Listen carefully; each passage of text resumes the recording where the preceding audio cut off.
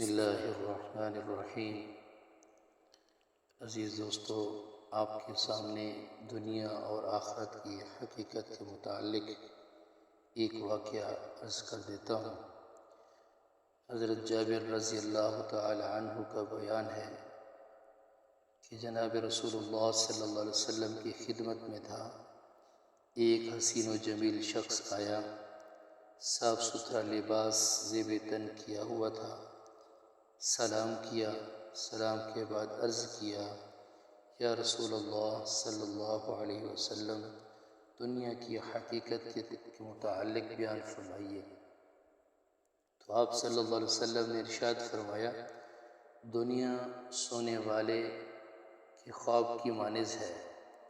اس شخص نے عرض کیا کہ آخرت کی حقیقت کے بارے میں بتلائیے۔ تو آپ صلی اللہ علیہ وسلم نے فرمایا، آخرت ہمیشہ باقی رہنے والی ہے، اس میں ایک گروہ جنت میں جائے گا اور ایک گروہ جہنم میں جائے گا۔ تو عرض کیا کہ جنت کیا ہے؟ تو آپ صلی اللہ علیہ وسلم نے فرمایا، دنیا میں کیے گئے اعمال کا بدلہ، یہ اس کو ملے گا جس نے اس کی خاطر دنیا کو چھوڑ دیا۔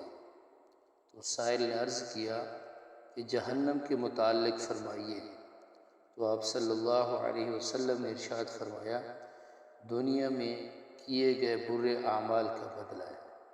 سائل نے عرض کیا کہ اس امت کا بہترین فرد کون ہے؟ تو آپ صلی اللہ علیہ وسلم نے فرمایا، جو دنیا میں اللہ کی اطاعت کرے۔ تو سائل نے عرض کیا کہ انسان کو کس طرح زندگی گزارنا چاہیے؟ تو آپ صلی اللہ علیہ وسلم نے فرمایا کہ قافلے کی تلاش کرنے والے آدمی کی طرح، جو اپنے مقصد کے حصول کے لیے ہر وقت چاق و چوبند رہتا ہے۔ تو سائل نے عرض کیا کہ دنیا کا قیام کتنا ہے؟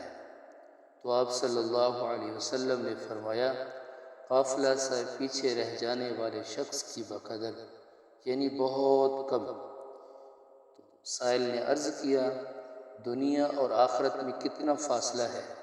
تو آپ صلی اللہ علیہ وسلم نے فرمایا، پلک جھپکنے کے برابر۔ تو یہ سوالات کر کے وہ شخص چلا گیا۔ رسول اللہ صلی اللہ علیہ وسلم نے فرمایا، یہ جبریل علیہ السلام تھے، تمہیں دنیا اور آخرت کی حقیقت سمجھانے کے لیے آئے تھے تاکہ تم دنیا سے بے رغبت ہو جاؤ اور آخرت کی جانب مائل ہو جاؤ۔ اس شخص پر انتہائی تعجب ہے جو آخرت پر یقین رکھتے ہوئے دنیا کے لیے عمل کرتا ہے۔